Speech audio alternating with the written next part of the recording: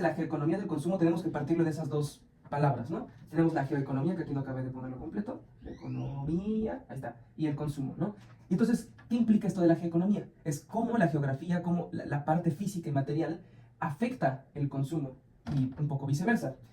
Usualmente se toman ciertas características de cómo la geografía impacta en los mercados y es, en un principio, la localización de los recursos. Es decir, no todo el mundo cuenta con la misma cantidad de recursos, en la misma frecuencia, a la misma altura y tacatá. O sea, hay países, hay regiones del mundo que cuentan con más oro, más plata, más litio, más cobre, más coltán, y por lo tanto hace que esas regiones se especialicen en cierta extracción de recursos.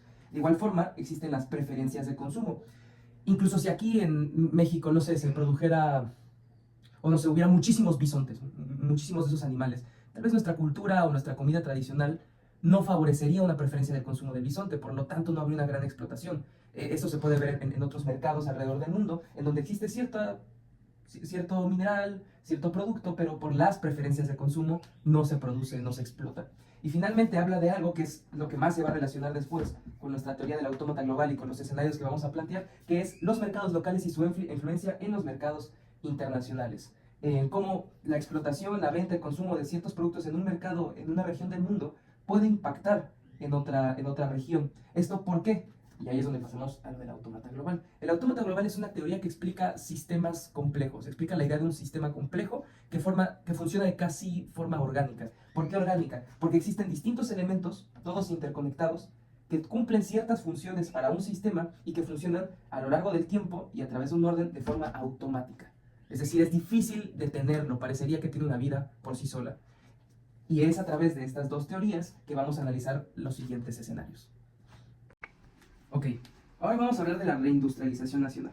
Cuando hablamos de reindustrialización nacional, nos referimos también al conjunto de políticas que va a establecer un Estado para favorecer a los mercados locales. Como habíamos mencionado, los mercados locales son uno de los elementos de la geoeconomía del consumo y ahorita vamos a explicar de qué forma impacta esto en la globalización y viceversa.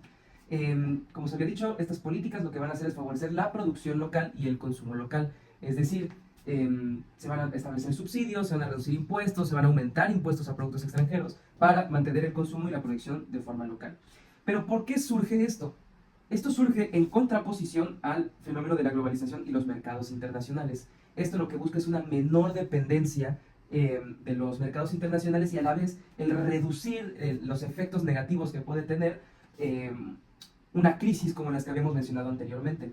Por lo tanto, si tú tienes una industria que puede producir todos los bienes básicos localmente, no te vas a preocupar si en algún punto del mercado, no sé, de granos europeo se ve afectado, porque tu industrialización local te permite ser más resiliente a estos fenómenos.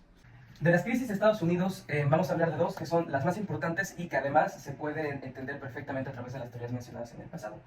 Por un lado tenemos tenemos a Estados Unidos, ¿no? Como país del mundo, como una región, no una región, pero se entiende, o sea, en el mundo tiene ahí limitaciones geográficas. Y no solamente limitaciones geográficas, sino que además tiene un papel en la economía global.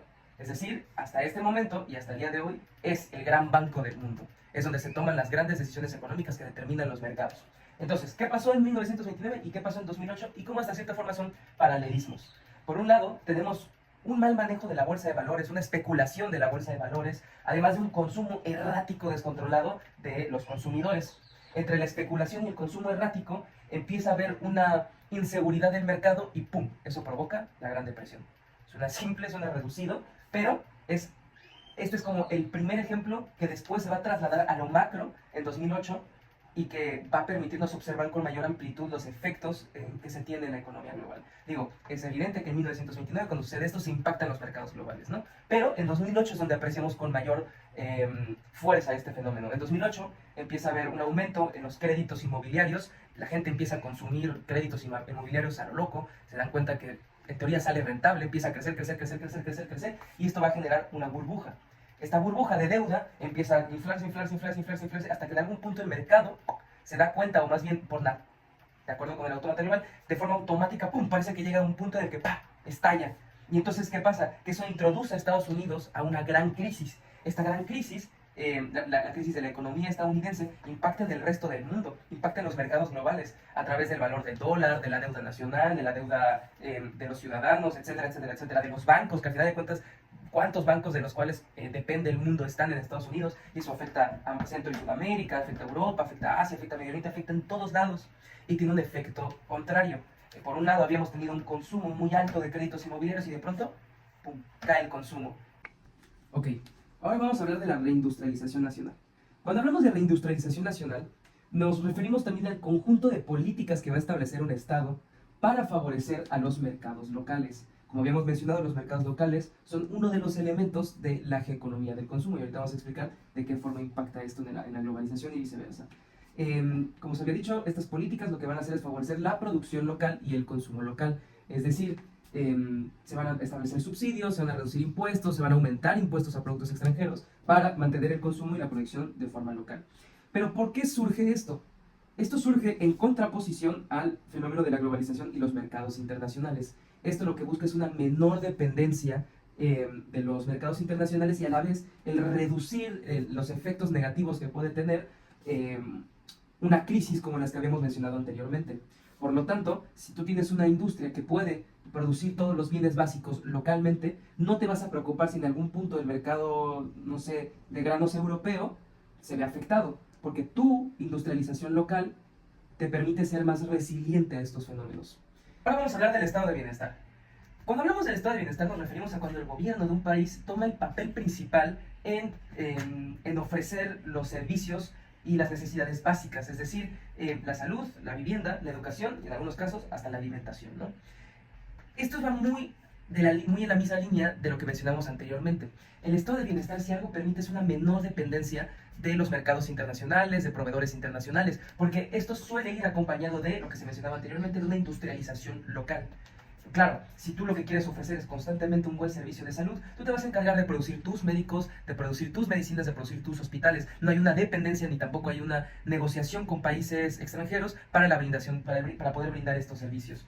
De igual forma, esto permite a nivel consumo, para tratar de rellevarlo el tema de la economía, permite un mayor y más saludable consumo, porque el Estado, al proveer de las necesidades más básicas, permite a los consumidores enfocar sus gastos en otras formas de consumo, ¿no? Para concluir, vamos a hablar de las cadenas de mercancías y los corredores multimodales.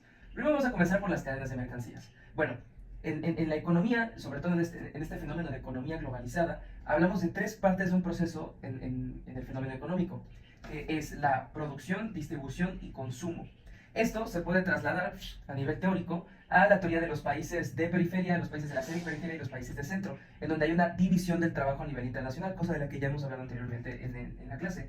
Por ejemplo, América a lo largo de la historia ha sido una región de materias primas. Es decir, el objetivo y el papel especializado de América es la extracción de materias primas para ser trasladada a países de la semiperiferia. Bueno, muchos países de América, por esta condición de explotación, son países de la periferia. Ahí está. Y otros países que se encargan de la no producción, sino del procesamiento de las materias primas, son países de la semiperiferia. Esto por la parte del proceso en la que participan. Finalmente, de este proceso llegan los países distribuidores, es decir, donde ya se procesa, donde no se extrae ni se procesa, sino donde ya se ocupan los elementos para la producción para la redundancia, un producto, y se distribuye a los mercados.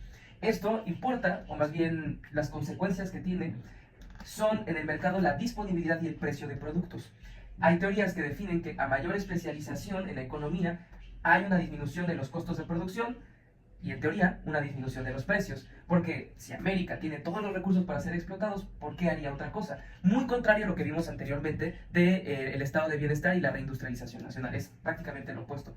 En segundo lugar tenemos los corredores. Los corredores, y aquí regresamos al primer punto del video, ya hablamos de temas de geoeconomía. Porque los corredores literalmente son, y lo voy a poner un poco más al centro para que se vea, son estos espacios geográficos que por sus condiciones permiten el traslado de mercancías. Que aquí está distribución. Estos corredores no pueden ser cualquiera. Tienen que cumplir con dos funciones: reducir tiempos y reducir costos. Entonces, a mayor tiempo una mercancía tarda en llegar a su espacio de venta, mayor es el precio. ¿Por qué? Pues porque hay que pagar gasolina, hay que pagar puertos, hay que pagar capitanes, hay que pagar marineros. Entonces, a menor tiempo, menor costo de producción.